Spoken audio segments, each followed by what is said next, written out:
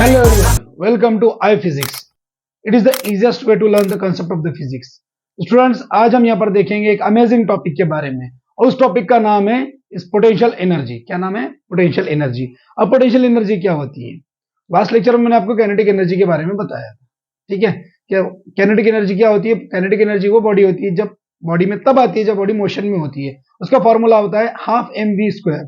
आज potential energy क्या होती है इसकी डिटेल हम देखेंगे। What is by potential energy?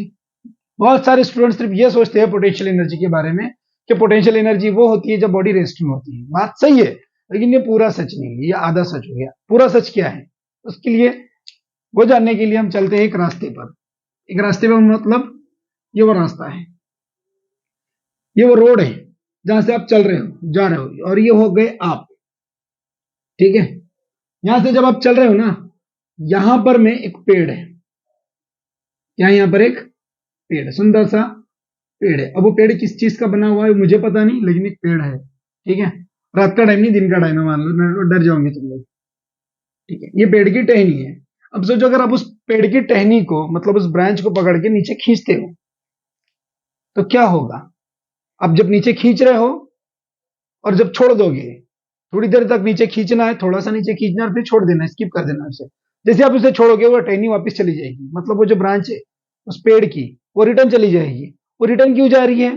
क्या रीजन है उसके पीछे का? Yes, potential energy. आई कहां से? देखिए, जब आपने उसके ऊपर फोर्स लगाया, उस ब्रांच को जब आपने पकड़कर खींचा नीचे, जब आप नीचे खींच रहे थे, नीचे की तरफ फोर्स लगा रहे थे, और फोर्स लगाने के बाद ये जो ब्रांच है इसका डिस्प्लेसमेंट हो रहा था, नीचे की तरफ आ रही थी नीचे। फोर्स लगा, डिस्प्लेसमेंट हुआ, और फोर्स इंटू डिस्प्लेसमेंट क्या होता है? फोर्स इंटू डिस्प्लेसमेंट क्या होता है? वर्क होता है। मतलब आप उस ब्रांच के ऊपर में वर्क कर रहे थे। जब आप उस ब्रांच के ऊपर वर्क करोगे तो वो जो वर्क है जो आप कर रहे हो उस ब्रांच के ऊपर, वो सेव होगा as a potential energy in that branch. समझ में आया?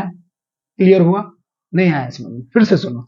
देखिए, जो धनुष्य बाण होता है ना, तो आप धनुष्य बाण जब लगाते हो, जब खींचते हो पीछे की तरफ, जब खींच रहे हो और जब छोड़ोगे तो क्या होगा? बाण निकल के जाएगा। जब आप उसके खींच रहे थे तो फोर्स लग रहा था, डिस्प्लेसमेंट हो रहा था, फोर्स लग रहा था, डिस्प्लेसमेंट हो रहा था। और फोर्स इंटू डिस्प्लेसमेंट मतलब क्या? वर्क। मतलब आपने क्या किया? वर्क किया उस बाण के ऊपर। जब उस आपने वर्क किया, वो वर्क सेव हुआ उस बाण के अंदर में एज अ पोटेंशियल एनर्जी, और आपने जब छोड़ा तो वो पोटेंशियल एनर्जी ने अपना कमाल दिखाया और बाण निकल के गया। समझ में आया? मतलब किसी भी चीज के ऊपर आप जब वर्क करते हो तो वो आपके द्वारा किया गया वर्क उस बॉडी में सेव होता है एज अ पोटेंशियल एनर्जी। जब आप वर्क निकालते, जब फोर्स रिमूव करते हो, तो वो जो पोटेंशियल एनर्जी जमा हुई है उसके अंदर में वो अपना काम करेगी। जैसा कि एक रबर होता है, ठीक है? एक रबर बैंड कंसिडर कर लो आप, या कोई बलून, या कोई रबर लेते हो। रबर बैंड लेते हैं तो रबर बैंड क्या करेगा? पकड़ के जब खींचेगी, देखिए उसके अंदर में इलास्टिसिटी होती है। अब जब खींच रहे हो, इतना खींचा, इतना खींचा, इतना खींचा, आपने क्या किया? आपने फोर्स लगाया। जब फोर्स लगा रहे हो आप, उसका डिस्प्लेसमेंट हो रहा है। जब डिस्प्लेसमेंट हो रहा है, फोर्स इंटू डिस्प्लेसमेंट मतलब वर्क हो रहा है, और आपने आपके द्वारा किया गया वर्क वो सेव हो रहा है इस बैंड के अंदर में, इस रबर बैंड के अंदर में एज अ पोटेंशियल एनर्जी। जब आप यहां पर ले जाने के बाद उसे छोड़ दोगे, वापस अपनी जगह पे आ जाएगा। क्यों आया? क्योंकि उसके अंदर में क्या आ गई है? पोटेंशियल एनर्जी आ गई। समझ में आया? क्लियर हुआ? ओके। सेकंड एग्जांपल देखो, एक पॉजिटिव चार्ज है और दूसरा पॉजिटिव चार्ज। आप इलेक्ट्रोस्टैटिक में पढ़ोगे ये सारी चीज, हमको पता है। इतना तो आइडिया हो गया आपको कि एक पॉजिटिव चार्ज दूसरे पॉजिटिव चार्ज को रिपेल करता है, फोर्स लगाता है, लेकिन वो कौन सा वाला फोर्स होता है? रिपल्सिव फोर्स होता है। अब यहां पर मान लो कि रिपल्सिव फोर्स लग रहा है, लेकिन लगने के बावजूद आप क्या कर रहे हो? उस चार्ज को पकड़कर इसके पास लेकर आ रहे हो, फोर्स लगा रहे हो एक्सटर्नली यहां से, और इसको यहां तक लेकर आ रहे हो। ये नहीं आना चाहता, ये फोर्स लगा रहा है, ये भी फोर्स लगा रहा है, दोनों एक दूसरे को रिपेल कर रहे हैं, लेकिन आपने जबरदस्ती उसको यहां पर के खींच कर लेकर आया। तो पहले जो चार्ज यहां पर था अब यहां पर आ गया। जब आप यहां लाने के बाद जब उसे छोड़ोगे वापस चला जाएगा। क्यों गया? क्योंकि आपने क्या लगाया? उसे यहां से यहां तक लाने के लिए फोर्स लगाया, उसका डिस्प्लेसमेंट हुआ। मतलब फोर्स इंटू डिस्प्लेसमेंट क्या हुआ? वर्क हुआ, और वो वर्क से हुआ इस चार्ज के अंदर में एज अ पोटेंशियल एनर्जी। समझ में आया? और वो पोटेंशियल एनर्जी जैसे आपने रिमूव किया फोर्स, वो पोटेंशियल एनर्जी ने अपना कमाल दिखाया एट दैट टाइम। क्लियर? समझा? ये होती है पोटेंशियल एनर्जी। अब नेक्स्ट एग्जांपल देता हूं। मान लो ये पेन, मतलब हम ये बात तो पता चल गई ना कि अगर किसी बॉडी के ऊपर में अगर हम फोर्स लगाते हैं उसका डिस्प्लेसमेंट होता है। फोर्स इंटू डिस्प्लेसमेंट मतलब वर्क होता है। अगर आप किसी भी बॉडी के ऊपर में अगर वर्क करते हो तो उस वो जो आपके द्वारा किया गया वर्क है उस बॉडी के अंदर से होगा एज अ पोटेंशियल एनर्जी। समझा? जब आप फोर्स निकालते हो तो वो पोटेंशियल एनर्जी की वजह से वापस अपनी जगह पे चला जाएगा या निकल के जाएगा वहां से। ठीक है? ये एक ऑब्जेक्ट है। ठीक है, ये एक ऑब्जेक्ट है। अब ये जो ऑब्जेक्ट है ना, अब इस ऑब्जेक्ट के ऊपर में फोर्स लगाया। देखो ये ऐसे आपने फोर्स लगाया, इसका डिस्प्लेसमेंट हुआ, डिस्प्लेसमेंट हुआ, डिस्प्लेसमेंट हुआ। ठीक है, फोर्स लगा, डिस्प्लेसमेंट हुआ, मतलब वर्क हुआ, और जो वर्क किया वो से हुआ इस बॉडी के अंदर में एज ए पोटेंशियल एनर्जी। जब मैं इसे रिमूव करूंगा तो होगा ये वापस आएगा अपनी जगह पे, जरूरी नहीं है। फिर सर अब तक तो आप ये बता रहे थे, फिर अब क्यों ऐसा? यस, ये भी पूरा सच नहीं है। मतलब अभी तक आप जो पढ़ रहे थे पोटेंशियल एनर्जी का कंसेप्ट वो ये था कि पोटेंशियल एनर्जी वो एनर्जी होती है जब बॉडी में तब आती है जब बॉडी रेस्ट में होती है। ये आधी बात है। अब मैंने आपको अभी थोड़ी देर पहले ये बताया पोटेंशियल एनर्जी वो एनर्जी होती है जब बॉडी पर वर्क होता है, किसी भी बॉडी पर वर्क होता है और वो वर्क से होता है उस बॉडी के अंदर में एज अ पोटेंशियल एनर्जी। ठीक है, ये भी सही है, लेकिन फिर भी ये बात पूरी तरह से सूट नहीं करी, क्योंकि अगर किसी टेबल पे अगर आप ग्लास रखते हो या कोई बुक रखते हो, उस बुक को ग्लास को पकड़ के पुश करते हो, फोर्स लगा, डिस्प्लेसमेंट हुआ, जब फोर्स निकालते हो तो बुक वापस अपनी जगह पर नहीं आती, मतलब उसके अंदर पोटेंशियल एनर्जी सेव नहीं हुई। क्यों? यहां पर तो वर्क हुआ, और अभी तो हमने कहा था कि जो वर्क होता है वो सेव होती है उस बॉडी के अंदर में एज ए पोटेंशियल एनर्जी। तो रियलिटी है कंजर्वेटिव और नॉन कंजर्वेटिव फोर्स के बारे में। अब एक छोटा सा टॉपिक है ये, conservative force, non conservative force क्या होता है। देखो अभी फिलहाल छोटा सा है, आगे आपको डिटेल रहेगा। अभी के लिए आपको ये समझना पड़ेगा कंजर्वेटिव फोर्स क्या होता है। कंजर्वेटिव फोर्स, अभी बीच में क्या आ गया सर? अभी तो पोटेंशियल एनर्जी चल रही थी यार। बच्चों, पोटेंशियल एनर्जी समझने के लिए conservative force, non conservative force समझना जरूरी। ठीक है, समझ में आया क्या बोला मैं? कंजर्वेटिव पोटेंशियल एनर्जी समझने के लिए कंजर्वेटिव नॉन कंजर्वेटिव फोर्स समझना जरूरी है, तभी आपको जाकर के समझ में आएगा कि क्या होती है पोटेंशियल। देखो कंजर्वेटिव फोर्स क्या होता है। मान लो कि एक बॉक्स रखा हुआ है, इस बॉक्स को उठाकर मैं कहीं और डिस्प्लेस करता हूं, कहीं और रख देता हूं। ठीक है, एक रास्ते से ये बॉक्स अब यहां से ए पोजीशन से बी पोजीशन पर आ गया, या मैं इसे ऐसे ऐसे ऐसे ले जाकर यहां रखता हूं, या मैं इसे डायरेक्टली यहां पर रखता हूं। ठीक है, तीन रास्ते हो गए। एक तो पाथ 1 ए, पाथ 1, पाथ 2 और पाथ 3। ये तीन रास्ते के थ्रू मैं क्या कर सकता हूं, इस बॉक्स को यहां से यहां तक ले जा सकता हूं। और भी क्या रास्ते में हमने तीन कंसिडर किए। तो जो वर्क डन हो रहा है यहां पर, फोर्स लग रहा है, डिस्प्लेसमेंट हो रहा है ना, फोर्स लग रहा है, डिस्प्लेसमेंट हो रहा है, वर्क हो रहा है, लेकिन जो वर्क है ना वो वर्क पाथ पर डिपेंड नहीं करेगा। वो वर्क जो वर्क हो रहा है जिस फोर्स का, मतलब देखो फोर्स लगा, डिस्प्लेसमेंट हुआ और वर्क हुआ, फोर्स लगा, डिस्प्लेसमेंट हुआ, मतलब वर्क हुआ। अब इस फोर्स द्वारा लगाया हुआ ये फोर्स लगा हुआ, उस फोर्स के कारण जो वर्क हुआ, ये वर्क पाथ पर डिपेंड नहीं करेगा, सिर्फ डिपेंड क्या पे करेगा, इनिशियल पोजीशन और फाइनल पोजीशन। समझने की कोशिश। पहले बॉडी कहां थी, अब बॉडी कहां है, पहले बॉडी कहां थी, अब बॉडी कहां है, सिर्फ उसको इसी से लेना देना है, वो कहां से होती हुई आई है उसको कुछ मतलब नहीं है। तो इस टाइप के फोर्स को हम कहते हैं कंजर्वेटिव फोर्स। इस टाइप के फोर्स को हम क्या कहेंगे, कंजर्वेटिव फोर्स। मतलब जो डिपेंड कर रहा है किस पर डिपेंड कर रहा है, इनिशियल और फाइनल पोजीशन, और रास्ते पर डिपेंड नहीं कर रहा है कि रास्ता कोई भी हो। ठीक है, जैसे कि यहां से मैं यहां तक ले जाकर बॉडी को तो हाइट पर ले जाकर, तो नीचे में क्या है, ग्रेविटेशनल फोर्स है, यहां से ले जाओ ग्रेविटेशनल फोर्स उतना ही लगना है, यहां से लेके जाओ ग्रेविटेशनल फोर्स उतना ही लगना है, यहां से लेके जाओ ग्रेविटेशनल फोर्स तब भी उतना ही लगना है। अगर बॉडी यहां से यहां तक आप ले जाते हो, चाहे ऐसे लेके जाओ पाथ 1 से, पाथ 2 से, पाथ 3 से, तो ग्रेविटेशनल फोर्स उतना ही लगेगा। तो ग्रेविटेशनल फोर्स क्या होगा, it's a type of the conservative force. वैसे एक इलेक्ट्रोस्टैटिक फोर्स भी है, आप एक चार्ज के बाद दूसरे चार्ज को कैसा भी घुमा लेकर और यहाँ उतना ही फोर्स लगाएगा जितना उसने लगना है। वो रास्ते पर डिपेंड नहीं करता, और जो फोर्स रास्ते पर डिपेंड नहीं करता उस फोर्स को हम क्या कहते हैं, कंजर्वेटिव फोर्स कहते हैं। समझा होगा तुम, क्लियर हुआ। इसका मतलब क्या, दूसरा क्या, जो रास्ते पर डिपेंड करता है वो हो गया नॉन कंजर्वेटिव फोर्स, जो डिपेंड नहीं करेगा वो कंजर्वेटिव फोर्स, जो डिपेंड करेगा वो non conservative force. I hope you understand it, clear होगा, समझोगे। देखो कंजर्वेटिव फोर्स ग्रेविटेशनल फोर्स होता है जो मेनली यूज करते हैं, और आपका इलेक्ट्रोस्टैटिक फोर्स होता है जो बहुत बार इस्तेमाल होता है इलेक्ट्रोस्टैटिक चैप्टर के अंदर में। आपका इलास्टिक जो फोर्स होता है, जो स्प्रिंग वाला फोर्स होता है, वो भी कंजर्वेटिव फोर्स हम कंसिडर करते हैं। और नॉन कंजर्वेटिव फोर्स की अगर मैं बात करूं तो फ्रिक्शनल फोर्स हम मोस्टली यूज करते हैं नॉन कंजर्वेटिव फोर्स के लिए, क्योंकि वो पाथ पर डिपेंड करता है और रास्ता कैसे होगा। और दूसरा हम विस्कस फोर्स भी ले सकते हैं उसमें, नॉन कंजर्वेटिव फोर्स में, ठीक है। समझा होगा, उम्मीद करता हूं तुम लोगों को। अब पोटेंशियल एनर्जी के टॉपिक पे वापस आते हैं। तो पोटेंशियल एनर्जी का टॉपिक क्या होता है, देखिए। तो कंजर्वेटिव फोर्स क्या होगा, conservative force is the work done by the force which does not depend on the path, it's only depend on the initial and the final position of the object. It is called as a conservative force, और non conservative force इसका उल्टा। Potential energy क्या होती है,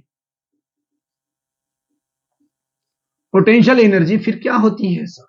हमने potential energy में पहले तो ये देखा, अब तक हम ये सोचते थे कि सर रुकी हुई बॉडी के अंदर जो एनर्जी होगी वो पोटेंशियल एनर्जी होगी। ये बात सही है, गलत नहीं है, लेकिन पूरा सच नहीं है। और उसके बाद हमने देखा कि अगर किसी बॉडी पर हमने फोर्स लगाया तो वो फोर्स से होगा उस बॉडी के अंदर में एज अ पोटेंशियल एनर्जी। ठीक है, ये बात भी सही है, लेकिन हर जगह पर सूट नहीं कर रही है। क्योंकि अगर आप टेबल ले रहे हो, उस टेबल के ऊपर में आपने बुक को ढकेल दिया, फोर्स लगा, डिस्प्लेसमेंट हुआ, तो क्या उसके अंदर में पोटेंशियल एनर्जी आ गई? वो बुक हम फोर्स निकालते हैं तो क्या बुक वापस अपनी ओरिजिनल पोजीशन पे आ जाएगी? नहीं होगा ऐसा। फिर क्या होगा? यस, देखिए, जिस किसी भी कंजर्वेटिव फोर्स के अगेंस्ट हम वर्क करते हैं, जिस किसी भी कंजर्वेटिव फोर्स के अगेंस्ट में हम वर्क करते हैं, तो वो ही टाइप का वर्क से होता है उस बॉडी के अंदर में एज अ पोटेंशियल एनर्जी। समझा? जैसे कि मैं बात एग्जांपल कंसीडर करते हैं यहां पर, ये चार्ज की बात। अगर मैं चार्ज की बात करूं, जो चार्ज पहले यहां था, यहां से यहां लेकर आया, अब यहां पर मैं ऑलरेडी इस चार्ज के ऊपर में कुछ फोर्स लग रहा था अपोजिशन वाला, हमने इस अपोजिशन वाले फोर्स के अगेंस्ट जाकर के फोर्स लगाया, हमने इस अपोजिशनल फोर्स के अगेंस्ट जाकर के फोर्स लगाया और बॉडी को यहां से उठाकर पटक दिया। अब जो हमने फोर्स लगाया और उसके कारण जो डिस्प्लेसमेंट हुआ और उसके कारण जो वर्क हुआ, तो ये वर्क से होगा इस बॉडी के अंदर में as a potential energy, otherwise नहीं होगा। मतलब ये हुआ कि पहले से ही कोई ना कोई फोर्स, कंजर्वेटिव फोर्स लगना चाहिए बॉडी के ऊपर में, अब उसके ऊपर में आप वर्क करते हो तो वो वर्क से होगा एज अ पोटेंशियल एनर्जी। उम्मीद करता हूं तुमको ये समझ में आया होगा टॉपिक। अब वो जो टेबल वाला एग्जांपल था ना, बुक वाला, वो बुक को अगर मैं पुश करता हूं इधर से, तो मुझे कोई कंजर्वेटिव फोर्स इसके ऊपर में फील नहीं हो रहा था, इसीलिए बुक वापस रिटर्न इधर नहीं है। कि अगर कोई बंदा ऑलरेडी इधर से ढकेल के रखा रहता, उसे उस बुक के ऊपर में पहले से फोर्स लगा के रखा रहता, अब मैं उसके ऊपर में फिर बाद में फोर्स लगाता, तो कंजर्वेटिव फोर्स के अगेंस्ट में मैं वर्क करता और वो वर्क से होता एज अ पोटेंशियल एनर्जी उस बॉडी के अंदर में। अब मैं अगर रिमूव करता तो बुक वापस अपनी जगह पे आती, क्योंकि पहले से कोई बंदा उसके ऊपर में फोर्स लगा के रखा है। समझ में आया? जब वैसे सेम एग्जांपल रबर बैंड का भी है, हमने जब पकड़ के खींचा था, इलास्टिक पोटेंशियल एनर्जी उसके अंदर में से होती है। क्यों होती है इलास्टिक पोटेंशियल एनर्जी? ध्यान दीजिए, क्योंकि जो अपोजिशनल और कंजर्वेटिव फोर्स उसके ऊपर में एक्ट हो रहा है ना, वो इलास्टिक है, इलास्टिसिटी है। इलास्टिसिटी उसको पहले से ही क्या कर रही है? अपोज कर रही है, और हमने उस इलास्टिसिटी के अगेंस्ट जाकर के फोर्स लगाया, डिस्प्लेसमेंट हुआ और वर्क हुआ। हम मतलब हम जो अपोज कर रहे हैं, हम जो वर्क कर रहे हैं, किसके अगेंस्ट जाके कर रहे हैं? इलास्टिक एनर्जी के अपोज जाके कर रहे हैं। इसीलिए उस बॉडी के अंदर में जो सेव होगी वो पोटेंशियल एनर्जी होगी। और किस प्रकार की पोटेंशियल एनर्जी होगी? इलास्टिक पोटेंशियल एनर्जी होगी। मतलब जिस टाइप की कंजर्वेटिव फोर्स के अगेंस्ट जाकर आप वर्क करते हो, उसी टाइप की पोटेंशियल एनर्जी बॉडी के अंदर सेव होती है। यहां पर में किस टाइप का फोर्स था? Opposition, elastic potential, electrostatic force था। इलेक्ट्रोस्टैटिक फोर्स था कंजर्वेटिव फोर्स, उसके अगेंस्ट जाकर हमने फोर्स वर्क किया, और अब जो वर्क हुआ वो इस बॉडी के अंदर से होगा एज अ पोटेंशियल एनर्जी। लेकिन कौन से वाली पोटेंशियल एनर्जी? जिस टाइप का कंजर्वेटिव फोर्स था, और कंजर्वेटिव फोर्स कौन सा था? कौन सा था? इलेक्ट्रोस्टैटिक। समझा? इसीलिए पोटेंशियल एनर्जी भी इलेक्ट्रोस्टैटिक पोटेंशियल एनर्जी से होगी इस बॉडी के अंदर। समझा? क्लियर हुआ? ठीक है, नहीं समझा होगा कमेंट करके बताओ, मैं आपको फिर से बता दूं। उम्मीद करता हूं तुमको यहां पर क्लियर हुआ होगा। ठीक है बच्चों, तो यहां पर दूसरी बात है क्या, अब देखो मान लो एक ऑब्जेक्ट है जो यहां पर रखा हुआ है, हमने उसे लिफ्ट करके यहां तक पहुंचा दिया, नीचे था ऊपर तक ले गए, बॉडी यहां थी यहां तक लेकर गए, कितनी हाइट पर लेके गए, एच इतनी हाइट पर लेके, कहां था, ए पर था, कहां गया, बी पर गया। और जब हम इसे यहां से यहां तक लेके जाएंगे, जब यहां तक लेकर जाएंगे, इस हाइट पर लेके जाएंगे, मतलब फोर्स लगाया और डिस्प्लेसमेंट भी हुआ इतना, तो फोर्स इंटू डिस्प्लेसमेंट मतलब इसके अंदर भी क्या रही होगी, पोटेंशियल एनर्जी होगी। इसके अंदर इस पॉइंट पर आने के बाद पोटेंशियल एनर्जी सेव हो गई। अब वो जो पोटेंशियल एनर्जी कौन सी होगी सोचो, क्योंकि कंजर्वेटिव फोर्स कौन सा है यहाँ पर, अभी इस कंडीशन में जब हम ऊपर ले जा रहे थे तो पोजीशन किसका था, हमें ग्रेविटी का था, तो ग्रेविटी ही इसके अंदर में पोटेंशियल एनर्जी सेव होकर हो जाएगी, मतलब ग्रेविटेशनल पोटेंशियल एनर्जी इसमें सेव होगी। तो ग्रेविटेशनल पोटेंशियल एनर्जी क्या होगी, gravitational potential energy, gravitational potential energy, ध्यान दो, फोर्स इक्वल्स टू होता है सॉरी वर्क इक्वल्स टू होता है फोर्स इनटू डिस्प्लेसमेंट। यहां पर कितना डिस्प्लेसमेंट हुआ बच्चों, क्या यहां पर में एच इतना डिस्प्लेसमेंट हुआ, सही बात है। फोर्स इक्वल्स टू क्या होता है बच्चों, मास इनटू एक्सेलरेशन होता है, लेकिन यहां पर जो एक्सेलरेशन आएगा, क्या वो एक्सेलरेशन ड्यू टू ग्रेविटी आएगा, मतलब ए इक्वल्स टू जी हो जाएगा, जो ऐसा एक्सेलरेशन जो ग्रेविटी के कारण है, मतलब F equals to M into G हो जाएगा, सही बात है। तो इसको उठाकर अगर हम यहां रखते हैं तो W इक्वल्स टू क्या बनेगा, W इक्वल्स टू बनेगा F की जगह mg और यहां पर रखा हुआ है क्या, H। यस, वर्क क्या होता है, work it's a capacity, sorry energy क्या होती है, energy it's a capacity to do work, मतलब एनर्जी इक्वल्स टू वर्क होता है। लेकिन यहां पर अब की बार कौन सा एनर्जी, पोटेंशियल एनर्जी, तो पोटेंशियल एनर्जी बराबर वर्क हो सकता है। तो potential energy equals to work का फॉर्मूला है mgh, mgh कहीं सुना है यार, अच्छा mdh मसाले, गरम मसाले, ठीक है mgh। तो पोटेंशियल एनर्जी क्या बना बच्चों, पोटेंशियल एनर्जी क्या बना, mgh। समझा, क्लियर हुआ? ओके स्टूडेंट्स, देखो यहां पर अब एक स्प्रिंग मास ऑसिलेटर का एग्जांपल बता देता हूं आपको मैं, जो इंपॉर्टेंट है आप, और ये ऑसिलेशन के अंदर आपको स्टार्टिंग का सबसे पहला ही टॉपिक रहेगा क्लास 12 के लिए, सॉरी क्लास 11 के लिए, ठीक है। यहां पर मान लो कि एक मास रखा हुआ है और एक स्प्रिंग रखा हुआ है जो मासलेस है, मासलेस स्प्रिंग कंसिडर करते हैं, और एक सरफेस पर रखा हुआ है जो फ्रिक्शनलेस है, मतलब फ्रिक्शन ही नहीं है वहां पर, ठीक है। अब हमने इसको कनेक्ट किया किसी एक रिजिड बड़े वाले मास से, और सामने का जो एंड है वो उसको कनेक्ट किया हमने किसी छोटे वाले, ठीक है। ये जो सरफेस है ना, ये फ्रिक्शन है, अवॉइड करना है कोएफिशिएंट ऑफ फ्रिक्शन को। हमने ये यहां पर हमने अभी अभी मार्केट से लाकर यहां रखा है ये सेटअप, अभी ये इक्विलिब्रियम पोजीशन में, हमने किसी भी प्रकार का कोई भी तरह का कोई एक्सटर्नल फोर्स अप्लाइड नहीं किया, लेकिन जब अगर हम इसे फोर्स अप्लाइड करेंगे, इसको पकड़ के बाहर खींचेंगे, तो ये जो मास है, ये जो मास है m, ये यहां से निकलकर आगे तक हम ले जाते हैं, ये मास यहां तक आ जाता है, ठीक है, क्योंकि स्प्रिंग है, जाएगा वहां तक, हम उसे मैक्सिमम लेकर चलेंगे, मान लो कि ये मैक्सिमम है, खींचा खींचा खींचा खींचा और मैक्सिमम यहां तक, अब इसके आगे नहीं जा सकता, तो ये जो मैक्सिमम डिस्टेंस है, जो स्टार्टिंग की जो पोजीशन थी जब हमने फोर्स ने लगाया, उसे कहते हैं मीन पोजीशन। अब जब आखिरी तक लेकर गए हमने, मतलब उसके बाद अब एक्सटेंड नहीं कर सकते हम, वो गई आपकी एक्सट्रीम पोजीशन, एक्सट्रीम पोजीशन, ये कौन सी थी, मीन पोजीशन। जब हम यहां पर ले जाकर उसे छोड़ेंगे, तो ये जैसे हमने लेकर गए उसे खींच के छोड़े, नहीं यहां पर नहीं आएगा, यहां पर आकर नहीं रुकेगा, अंदर तक जाएगा।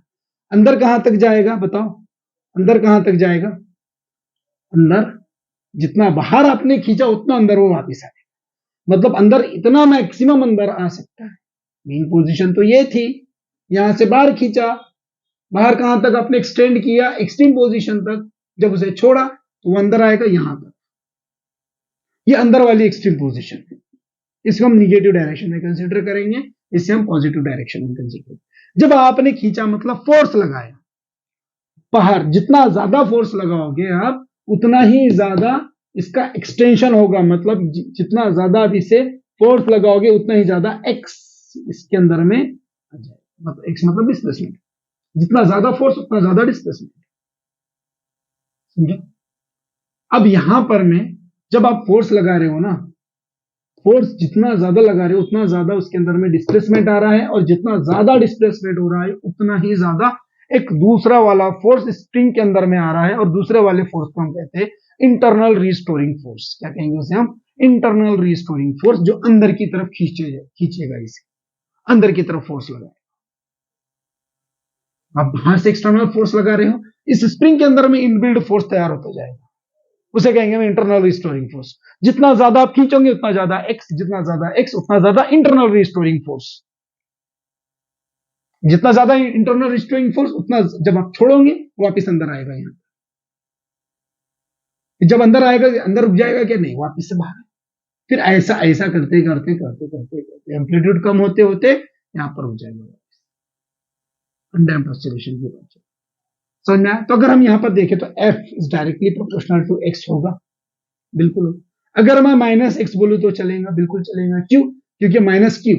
क्योंकि हम यहां पर जो फोर्स कंसिडर कर रहे हैं, हमने जो फोर्स लगाया वो फोर्स नहीं इंटरनल रिस्टोरिंग फोर्स कंसिडर करते। जितना ज्यादा बाहर की तरफ एक्स उतना ही ज्यादा अंदर की तरफ एफ।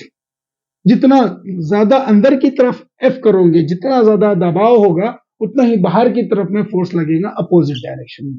आप इधर प्रेस करो, स्प्रिंग अपनी जगह पे जमा हो जाएगी ऐसी ऐसी, और फोर्स बाहर की तरफ रहेगा। जैसे आप निकालोगे सपोर्ट, वैसी स्प्रिंग फिर से बाहर की तरफ, मतलब हमेशा डिस्प्लेसमेंट और फोर्स अपोजिट डायरेक्शन में रह रहे हैं।